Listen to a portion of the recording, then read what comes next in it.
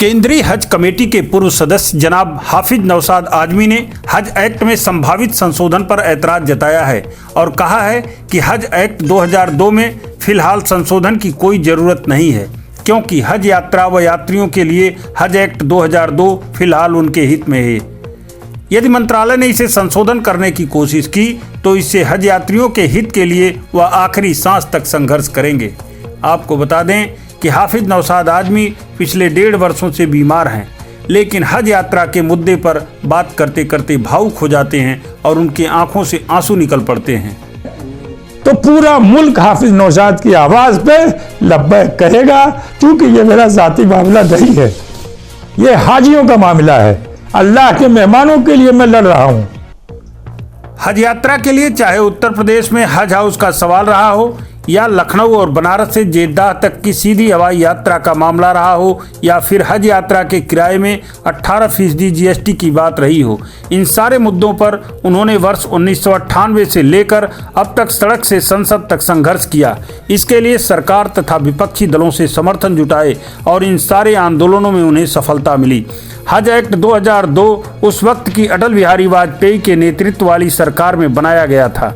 अब जब मौजूदा सरकार हज यात्रा के किराए को लेकर रिटर्न भरने की बात कर रही हो या फिर केंद्र में राज्य में हज कमेटी के गठन का मामला हो या इन फिर मुद्दों पर गंभीर रूप से बीमार होने के बाद भी हाफिज नौशाद आजमी एक बार फिर मुखर हुए हैं। उनकी बीमारी को देखते हुए गुड न्यूज़ भारत की टीम उनके घर पहुंची और उनसे बातचीत की। हम आपको दिखाते हैं उनसे बातचीत के खास अंश।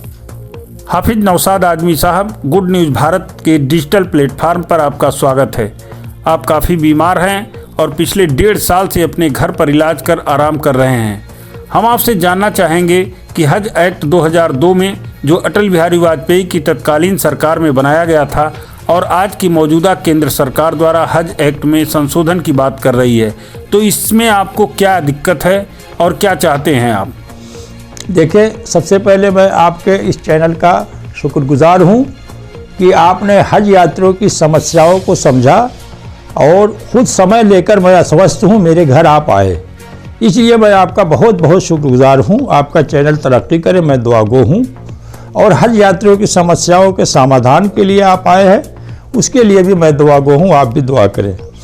देखिए, हज यात्रा अल्लाह के मेहमानों की यात्रा है और हज एक्ट 2002 कोई ऐसे ही सरकार नहीं ले आई। उसके लिए हमने 99 से संघर्ष किया, पार्लियामेंट पे 2 बार धरना दिया। स्वर्गीय अटल बिहारी वाजपेयी जी के पीए जो थे शिव कुमार जी, उनके पास बराबर जाके हम ज्ञापन देते रहे। उसके बाद लगातार मांग करवाते रहे।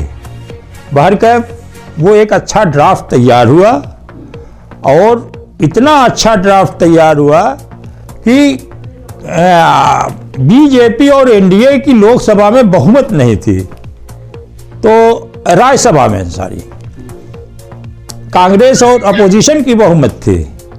तो वो लोग घबरा भी रहे थे, लेकिन उस बीच भी हमने दोनों लोगों से बात किया और सरकार ने भी बात किया। तो कांग्रेस पार्टी ने भी बहुत मदद किया और अपोजिशन ने भी कि नहीं, हज है, आप अच्छा लाइए, अच्छा रहेगा तो हम इसे पास कर देंगे। तो मैं आपको बता दूं वो पूरी कहानी कि राज्यसभा में वो एक्ट पहले इंट्रोड्यूस हुआ और बिना किसी बहस के वो पास हो गया। उसके बाद स्टैंडिंग कमेटी को गया। स्टैंडिंग कमेटी के माध्यम से एक चीज़ उसमें चेंज हुई, वो ये कि जो हज एक्ट राज्यसभा में इंट्रोड्यूस हुआ था उसमें ये लिखा हुआ था कि सेंट्रल ऑफिस दिल्ली होगा। चूँकि ये हमारी मांग थी कि दिल्ली राजधानी है, बीच में भी है और जनप्रतिनिधियों के माध्यम से तमाम समस्याएं हज यात्रियों की हल हो सकती है। लेकिन वो स्टैंडिंग कमेटी के माध्यम से ये हुआ कि नहीं, वहीं दफ्तर रहेगा। हज का गेटवे है बॉम्बे।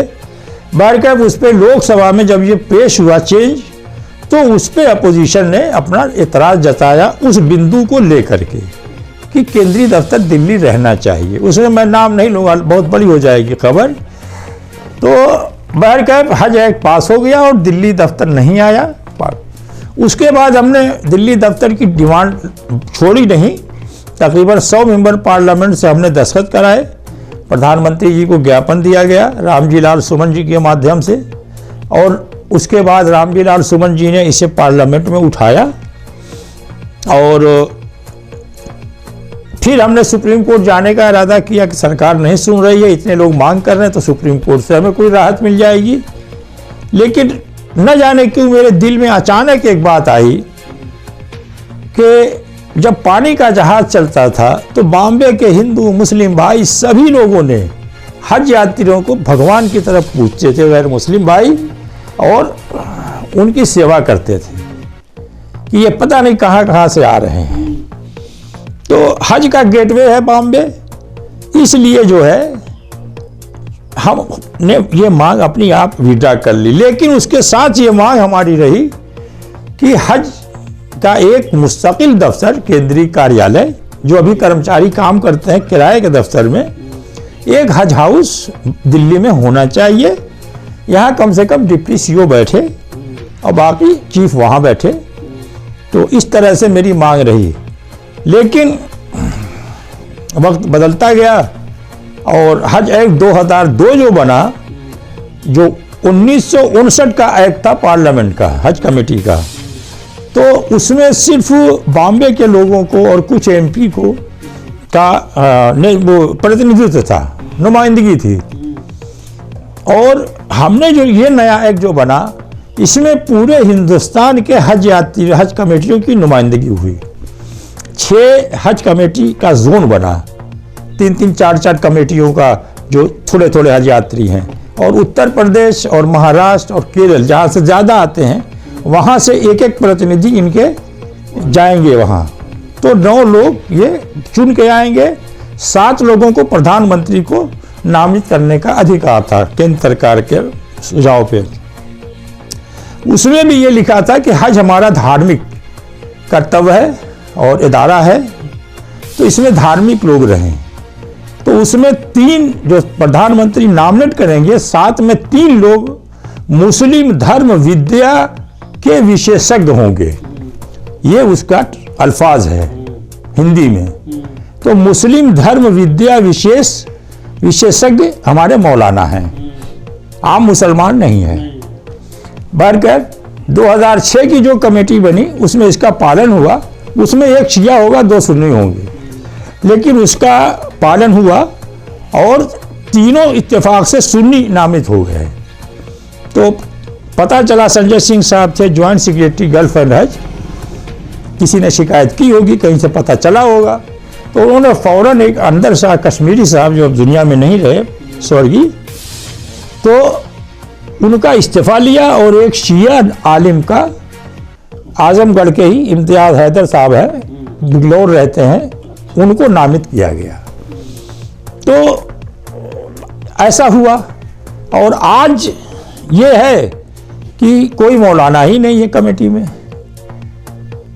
2 सुन्नी उलमा गायब हैं, एक बौरी उलमा, बोहरी बहुत कम लोग हैं, उनके मौलाना को उन्होंने जगह दिया है, शिया की जगह। बहरकैफ तब से बड़ा मामला ये है कि 6 महीने से कमेटी है ही नहीं है, जबकि जो एक्ट 2002 बना है उसमें भी लिखा है कि जब तक ये एक्ट पूरी तरह से लागू नहीं हो जाएगा तब तक 1959 का एक्ट काम करेगा। तो अभी कोई एक्ट नया बना नहीं, मेरी जानकारी में कोई अध्यादेश आया नहीं अभी तक हज के सिलसिले में, मेरी जानकारी में कोई चुप्पे से तो लाने की चीज है नहीं। तो हज कमेटी क्यों नहीं बनाई गई? 6 माह हो गया, जबकि उसमें है कि 3 महीने पहले से आप तैयारी कर दीजिए। सुनिए, उसके बाद स्टेट हज कमेटियों का गठन नहीं है, उत्तर प्रदेश में 3 साल से नहीं है, महाराष्ट्र में नहीं है, दिल्ली में नहीं है, अदर स्टेट में भी वो नहीं है। तो जब स्टेट से हाजी वो हज कमेटी का नेतृत्व करने वाले जाएंगे वहां, तब ना कमेटी बनेगी। तो अब 6 महीने से केंद्रीय कमेटी है नहीं। कौन काम कर रहा है? डायरेक्ट मंत्री जी। एक्ट में कोई ऐसा प्रावधान नहीं है कि डायरेक्ट मंत्री उसमें या मिनिस्टर हस्तक्षेप करें। उनका एक ऑफिशियो मेंबर होता है, वो उनकी नुमाइंदगी करता है बहरकैफ। तो आज 6 महीने से वो हज कमेटी चला रहे हैं। ये हज एक्ट की खिलाफ वर्जी है। दूसरी बात यह है कि सुप्रीम कोर्ट 2012 का फैसला था, वो उसकी साजिश में मैं नहीं जाऊंगा किसने करवाया क्या हुआ, लेकिन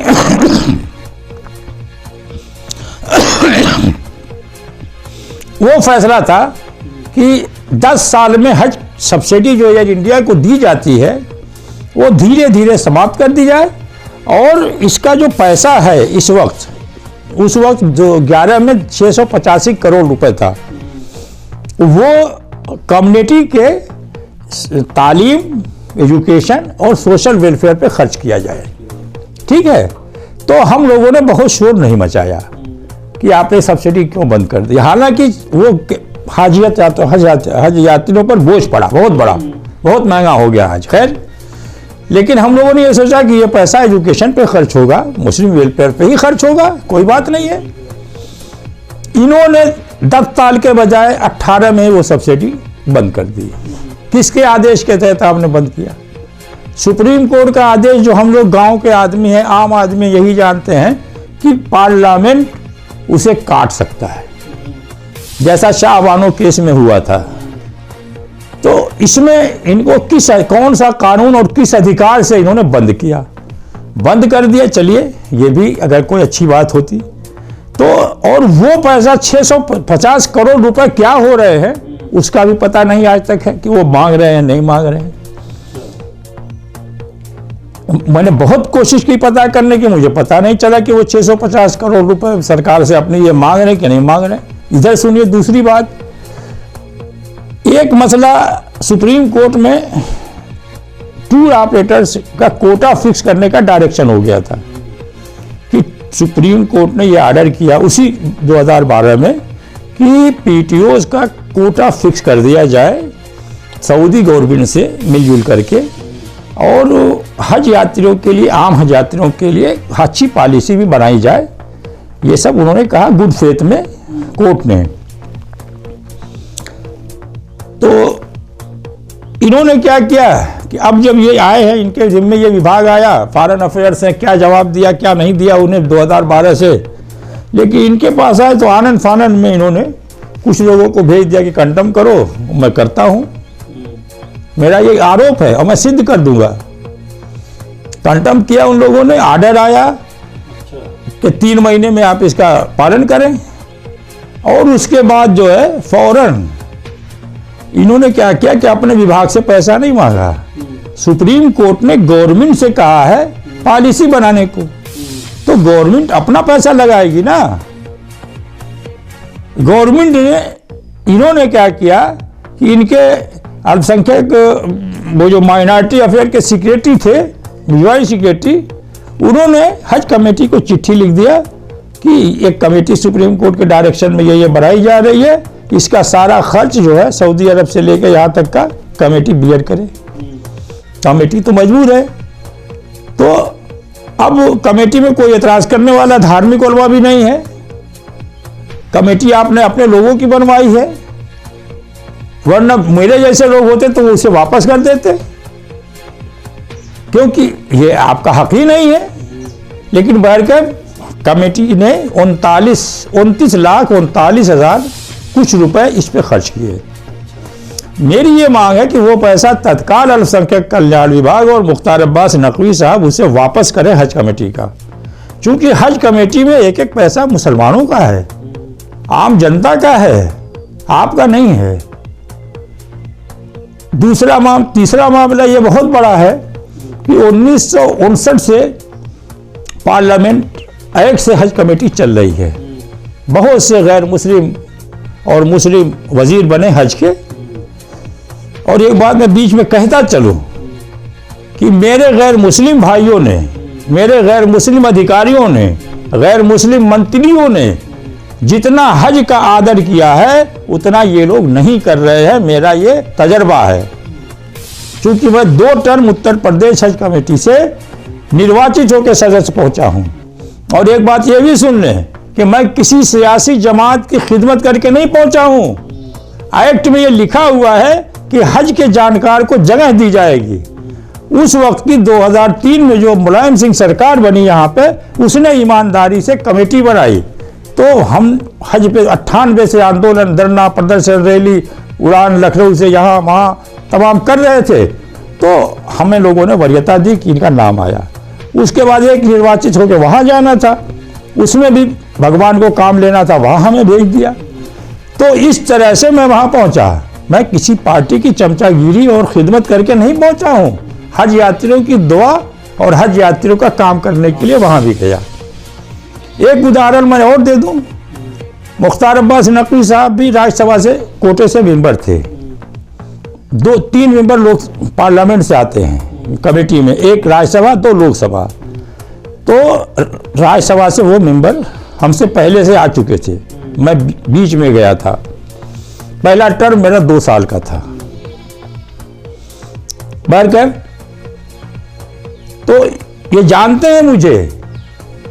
एक बार ये अहमद साहब के ज़माने में 2008 में कोटा आया 25,000 अंतिम दिनों में। हज कमेटी में ड्रा कोरा हो चुका था और इस बहाने वो ये अहमद साहब, अब है नहीं, स्वर्गीय है, अल्लाह जन्नत नसीब करे, वो टूर ऑपरेटर को देने का मन बना चुके थे। मुझे विश्वस्त सूत्रों से पता चला और मैंने 1 हफ्ते के अंदर, हमने कहा वेटिंग वाले हैं लाखों लोग, तो धरना प्रदर्शन पार्लियामेंट पे किया। हजारों मुसलमान हाजी को लेकर के बैठ गए और उस कोटे को हमने हज कमेटी को दिलवाया। हम अपने ही वजीर के खिलाफ बैठे। 98 में यहाँ हमारे ही वजीर थे गजनफर अली, जिन पे खाने के ठीके को लेकर हमने मुकदमा तक किया, धरना प्रदर्शन, रैली तक किया। तो हम कोई अपोजिशन में रह के नहीं आए हैं कि हमको कोई नाम चाहिए, कोई पहचान चाहिए। हमारा एक मन आया कि बूढ़े हज यात्रियों की सेवा करनी चाहिए और सेवा भाव से हम लगे हुए हैं। लखनऊ उड़ान का मामला था, मैं एक नाम जरूर लूंगा, चिन्मयानंद स्वामी जी का। मैं उनके यहाँ जब अपना मेमोरेंडम लेके पहुंचा, इसलिए कह रहा हूं कि चिन्मयानंद स्वामी जी को लोग अलग चेहरा बताते हैं, लेकिन वो इतना खुश हुए, जौनपुर से उस वक्त सांसद थे, उन्होंने एक कप चाय मुझे पिलाया, बोले आजमी साहब बहुत अच्छा काम लेके आप आए हैं, दस्तखत किया और कहा कि अगर पार्लियामेंट आप आए तो मुझसे मिले, मैं और लोगों से करा दूंगा। राजनाथ सिंह साहब यहाँ मुख्यमंत्री थे, संजय जी उनके एक पीए थे, अल्पसंख्यक देखते थे, उनके जरिए हम राजनाथ सिंह जी से भी अपना मेमोरेंडम पे उनका डीओ लगवाने में कामयाब हो गए। 35 सांसदों ने हमारे उस पर हस्ताक्षर किया, जिसमें बीजेपी के 10 लोग थे कम से कम, मुझे याद आ रहा है। तो इस तरह से हमने हज को कभी देखा ही नहीं। हज यात्री सबके हैं, चाहे वो बीजेपी हो चाहे समाजवादी हो, इसी देश के वो हैं, इसी देश, कोई किसी का मन समाजवादी में है, किसी का मन बीजेपी में है, किसी का मन कहीं हो, लेकिन हज यात्री तो सब एक हैं। तो हमने कभी भी हज यात्रा को राजनीति इस्तेमाल नहीं किया, न राजनीतियों में बांटा, न पार्टी में बांटा, न जो है मुसलमान में जो मसलक है देवबंदी, बरेली, शिया, सुन्नी, उसमें भी हमने नहीं जाने दिया। इसलिए भगवान ने हमें सफलता दी। मुख्तार अब्बास नकवी जी इतने तजुर्बेकार मंत्री हैं जी, फिर भी आप उनके खिलाफ आरोप ये लगा रहे हैं। असल में मुख्तार अब्बास नकवी साहब बहुत समझदार आदमी हैं, बहुत ही समझदार हैं। 4 साल मेरे साथ काम किया है उन्होंने। हज कमेटी की मीटिंगों में आते थे, एयर चार्टर कमेटी के भी चेयरमैन रहे हैं वो, और विधानसभा भी लड़े, मऊ से ही 2 बार नहीं कामयाब हुए, लेकिन लोकसभा रामपुर से कामयाब हुए, फिर राज्यसभा में आने लगे, सूचना प्रसारण मंत्री रहे।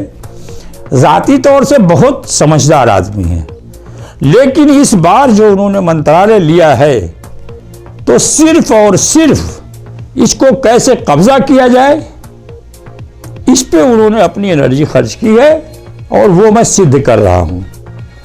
कमेटी बनाई थी 2 जून 2016 को, एक्सटर्नल अफेयर्स में विभाग था, लेकिन ये उनकी निगरानी में बनी है। हाँ, मेरा आरोप नहीं, मैं इसे सिद्ध कर सकता हूं। उन बेचारों को क्या मालूम कि कौन मौलाना है, कौन क्या है। एक्सटर्नल अफेयर्स ने पहले से जो बनाता था एक्ट के हिसाब से बना देता था। तो दूसरी बात यह है कि इन्होंने सिर्फ झूठे वादे किए। आते ही जब सब्सिडी खत्म करनी थी उसके पहले इन्होंने शोर मचाया कि मैं पानी का जहाज चलाऊंगा, सऊदी अरब सरकार से मेरी बात हो गई है, और आज तक उसका क्या हुआ पता नहीं, नहीं चला। अरे होना ही नहीं था ये, हमें पता है जहां सऊदी जो गोदी बोली जाती है जिद्दा में, जहां पर तो वो जंगल हो गया है। खैर हमने कहा चलाएंगे तो अच्छी बात है, स्वागत है। उसके बाद हाजियों पे 18% GST लग गई, आप खामोश रहे। हमने उस पर आंदोलन चलाया, जगह जगह गए, धरना प्रदर्शन भी किया। खैर वो 5% हुई कि जनरल 5% रहेगी। इस साल अभी हज 2021 के लिए जो आवेदन हो रहे हैं उसमें ये नई शर्त आ गई कि इनकम टैक्स रिटर्न भरना पड़ेगा हज यात्री को। अब ये धार्मिक यात्रा है, इसको लोग सोचे कि हज बदल लोग कराते हैं अपने बाप के बदले, हम जाने लायक नहीं हैं, तो हम किसी गरीब तंदुरुस्त आदमी को, दाढ़ी मौलाना को, किसी को भी हम सहयोग के चुप्पे से भेज दिया। तो ये धार्मिक मामला है ना, इसमें खामोशी से काम होता है तो सवाब मिलता है। तो आप इसको कह रहे हैं वो बेचारा कहाँ से इनकम टैक्स दिखाएगा, उसकी तो आमदनी नहीं है। तो ये सब चीज़ें ऐसी है जो नुकसान पहुंचाने वाली हैं। दूसरे जो भी हज कमेटी में 2009 तक स्कीम आई है, कंप्यूटराइज सिस्टम, ऑनलाइन सिस्टम, ये सब जब हम कमेटी में मेंबर थे तो हम लोगों ने करवा दिया था।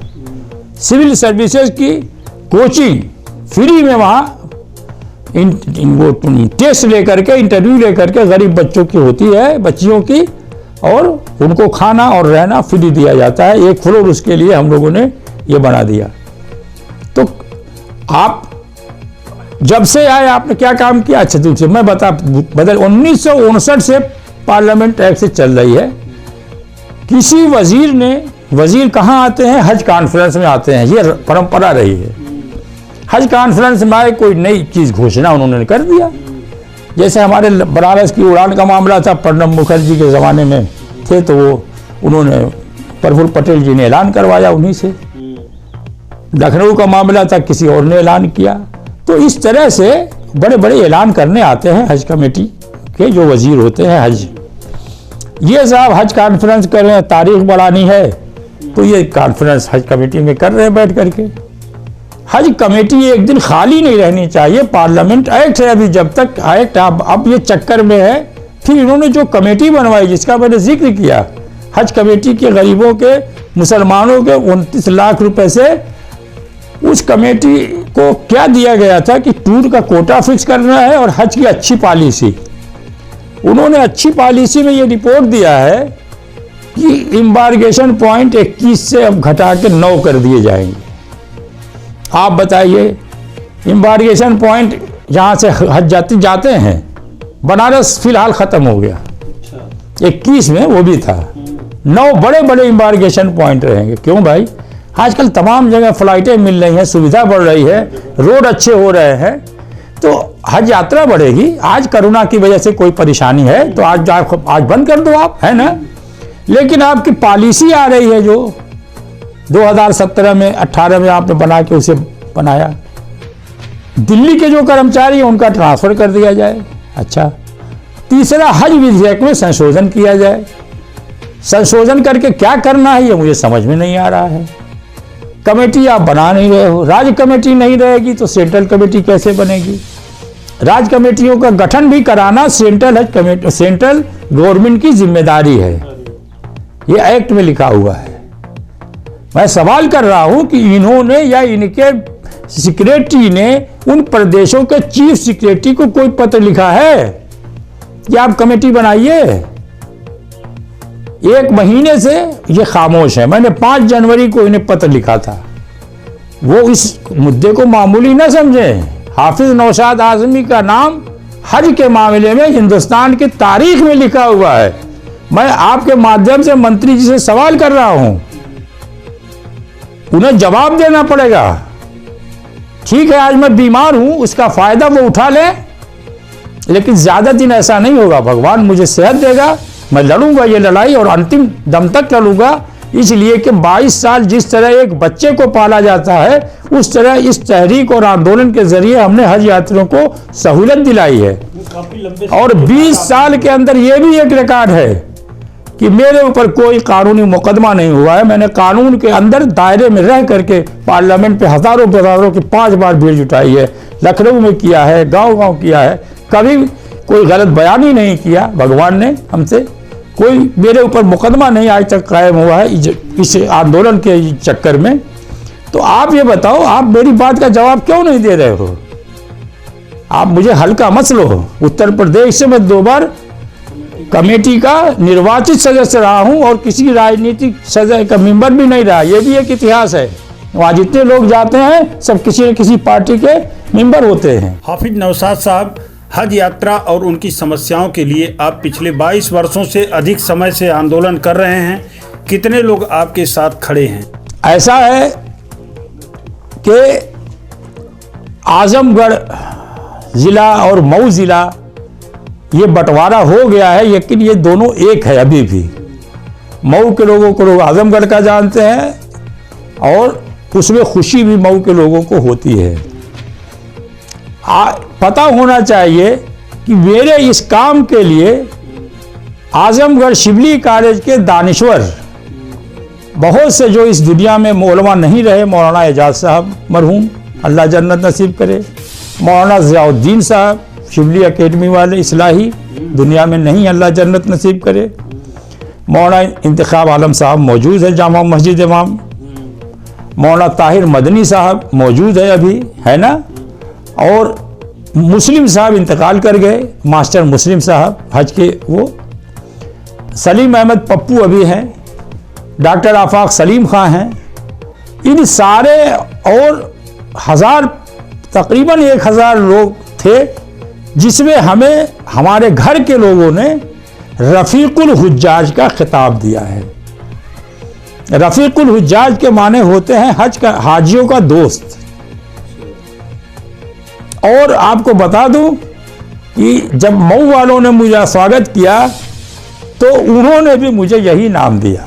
उसमें भी नाम बता दूं, शहाबुद्दीन भाई उसके कन्वीनर प्रोग्राम के थे, जो मिर्ज़ा हादीपुरा में Haji Shahabuddin engineer Ali old boy association Aligarh के सदर भी हैं, और गनी नोमानी एडवोकेट, तैयब पालकी साहब जो आज चेयरमैन हैं, सालिम अंसारी साहब जो एक्स मेंबर हैं राज्यसभा में रहे, और बहुत से उलमा, कारी हफीजुर रहमान आज़मी साहब बहुत बुजुर्ग उलमा थे, उनका इंतकाल हो गया, अल्लाह जन्नत नसीब करे। हाजी मुस्तफ़ा साहब हमारे साथी थे, इंतकाल हो गया, अल्लाह जन्नत नसीब करे।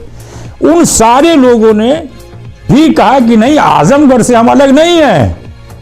आजमगढ़ ने अगर रफ़ीकुल हुज्जाज का खिताब दिया है तो हम भी वही खिताब देंगे, और उन लोगों ने भी मुझे रफ़ीकुल हुज्जाज का खिताब दिया। तो जिसके घर वालों ने उसे सलाह दिया है और हाजियों का दोस्त बता दिया है, तो पूरा मुल्क हाफिज नौशाद की आवाज़ पे लब्बैक कहेगा, क्योंकि ये मेरा ज़ाती मामला नहीं है, ये हाजियों का मामला है। अल्लाह के मेहमानों के लिए मैं लड़ रहा हूँ। हज हाउस पे इन्होंने मरम्मत हुई, मस्जिद की मरम्मत हुई, एसी वगैरह लगा उसमें, और इन्होंने मस्जिद के गेट पे पत्थर लगवा दिया अपना और चेयरमैन के नाम का। कुछ बाहर मरम्मत हुई गेट पे, नीचे हज हाउस में, वहाँ आपने अपना नाम लिखवा दिया। ऊपर कुछ कमरों में मरम्मत हुई, वहाँ नाम लिखवा लिया है। अरे आपका पैसा लग रहा है, सरकार का पैसा जहाँ लगता है वहाँ ना सरकार का नाम होता है। पैसा हज कमेटी का है, हिंदुस्तानी मुसलमानों का है, हज हाउस की ज़मीन मुसलमानों की है, हज हाउस की बिल्डिंग मुसलमानों की है। कमेटी का चेयरमैन का तो एक वक्त में नाम लिखा जा सकता है, लेकिन मिनिस्टर का नहीं लिखा जा सकता। ये गैर कानूनी है, और मैं मांग करता हूं आपके चैनल के माध्यम से कि वो पत्थर हटाया जाए, उनके नाम का पत्थर, वो गैर कानूनी है। दूसरी बात ये कि मैं सबसे पहले एक चीज मैं कह, और भी हज विधेयक में जो संशोधन करना चाहते हैं, इस पे मैं आपके चैनल के माध्यम से कह रहा हूं कि कोई आवश्यकता नहीं है, कोई जरूरत नहीं है, बल्कि हज डिपार्टमेंट ही ट्रांसफर कर दिया जाए विदेश मंत्रालय में। 2 लाइन का कैबिनेट का आदेश है कि ट्रांसफर किया जाता है। 2 लाइन कैबिनेट ट्रांसफर कर दे। मैं प्रधानमंत्री जी से, राजनाथ सिंह जी से, जयशंकर जी सिंह से मैं अपील कर रहा हूं, मिनिस्टर साहब से, कि हज यात्रा विदेश यात्रा है, काम विदेश को करना है और यहां का काम हज कमेटी देखती है। तो ये अल्पसंख्यक को बीच में, हाजी बीच में फंसा रहे, डायरेक्ट उनसे वार्ता नहीं कर सकता। तो ये हज जो है विदेश मंत्रालय में ही रहना चाहिए। और इसके लिए 8 नवंबर को जैसे ही आदेश हुआ था, ये नहीं कि मैं आज कह रहा हूं, मुझे पता था क्या होने वाला है, इसलिए मैंने 8 नवंबर को, चूंकि ये एक आम बात है कि विदेश यात्रा हज है तो विदेश में रहे। अब इन्होंने जो नई रिपोर्ट अपने लोगों को मनमानी लगवाई है, उसमें लिखा है कि CGI हमें दे दिया जाए, काउंसिल जनरल ऑफ इंडिया। वो IFS है, विदेश मंत्रालय का कर्मचारी है, वो आपको कैसे देंगे? हमें काउंसिल हज दे दिया जाए। तो आप ये बताइए कि इससे आपको क्या लेना देना है? हाजियों की खिदमत का मौका मिला है, कोई जिंदगी भर राज करना है? ये लोकतांत्रिक व्यवस्था है, यहां पे शाही हुकूमत नहीं है कि जिंदगी भर आप रहोगे, आपका बेटा रहेगा। यहां पे बहुत सी सरकारें आई हैं और गई हैं। 30-30 साल मिसेज आजहानी, स्वर्गीय इंदिरा गांधी ने राज किया, तो आप तो अभी 5-10 साल में आपका दिमाग खराब हो गया। ऐसा काम करिए हज पे। और इसके लिए मैं खुले दिल से किसी को जिम्मेदार नहीं मानता, मोदी हुकूमत को भी जिम्मेदार नहीं मानता, सिर्फ मुख्तार अब्बास नकवी को जिम्मेदार मानता हूं, उनके कर्मचारियों को भी जिम्मेदार नहीं मानता। इसलिए कि ये इतने तजर्बेकार होते हुए इनको अधिकारी बेवकूफ नहीं बना रहा, ये अधिकारियों को बेवकूफ बना के काम ले रहे हैं। आपके नजरिए से क्या लगता है? तो मैं चाहती है सरकार इसको? अब हम सरकार से अभी अपनी मांग शुरू कर रहे हैं। 1.5 साल से मैंने उस पर गौर नहीं किया, और भगवान ने इस मुद्दे पर हम ही को लड़ने के लिए पैदा किया है। मैंने इस बीमारी में बहुत से लोगों से, मुस्लिम तंजीमों से, बहुत से लोगों से बात किया कि आप लोग इसके पे आगे आ जाओ। मैं बीमार हूं, लेकिन वो नहीं आना चाहते। बल्कि मैंने काम किया है, तो मैं अपनी तामीर को गिरने नहीं दूंगा। हज एक्ट बड़ी मुश्किल से बना है, एक उसके ड्राफ्ट के लफ्ज मुझे याद हैं, तो इसलिए जो है इससे अच्छा एक्ट बन नहीं सकता। आप क्या आजहानी अटल बिहारी वाजपेयी जी ने हज यात्रियों को यह तोहफा दिया है हज कॉन्फ्रेंस में, और मदद किया है अपोजिशन ने। तो ऐसे हज विधेयक को आप कैसे तब्दील कर लेंगे? इसलिए किसी भी कीमत पे हज विधेयक को हम जो है संशोधन और नहीं होने देंगे, और हज कमेटी ऑफ इंडिया को खत्म नहीं होने देंगे। वो परंपरा है, हज कमेटी ऑफ इंडिया एक्ट के तहत है। पार्लियामेंट का आदमी, गवर्नमेंट एक्स ऑफिशियो मेंबर देख रेख कर रहा है ना कि हम गलत काम नहीं कर रहे हैं। अब मेरा एक आखिरी सवाल है कि इन सारे सुझावों और चेतावनी के बाद यदि सरकार नहीं मानती है और एक्ट में परिवर्तन करती है, तो आप क्या करेंगे? हज यात्रियों को क्या संदेश देना चाहेंगे? देखिए, अभी तो मैं अस्वस्थ हूँ। अभी मैं बहुत ही अपने भाइयों से और मुल्क के मुसलमानों से, मुल्क की आवाम से, गैर मुस्लिम दोस्तों से सबसे अपील कर रहा हूँ कि अभी संयम बरते, सड़क पे न उतरे, जज्बाती न हो। इसका हल जिस तरह 20 साल हमने लड़ करके निकाला है, और उसी तरीके से इसका भी हल हम लोग निकालेंगे। हम परामर्श कर रहे हैं, क्योंकि आपको पता है 1.5 साल से मैं किसी लायक नहीं था, तो मैंने बहुत सी जिम्मेदारियां अपनी खत्म कर दी। तो अब मैंने फिर से इस पे परामर्श साथियों से कर रहे हैं, और वो हम आप लोगों को फिर बाद में बताएंगे कि हमें क्या करना है। लेकिन ये तय है कि ना हज कमेटी खत्म होगी, ना हज विधेयक में हम संशोधन होने देंगे। उसके लिए हमें कोई भी कीमत चुकानी पड़े, उसके लिए हम तैयार हैं। नहीं, वो यहीं के कर्मचारी है, अम्बेसी वो यहीं के कर्मचारी हैं जो विदेश मंत्रालय में हैं। और हज के समय हमारे डॉक्टर जाते हैं, ये परंपरा है।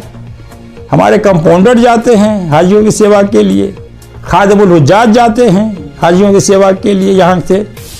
तो अब आप क्या कर रहे हो भाई? ये हज विदेश यात्रा है, इसमें आपको क्या मतलब सीजीआई से? आप अल्पसंख्यक मंत्रालय लो ना, इतना बड़ा काम इसमें है।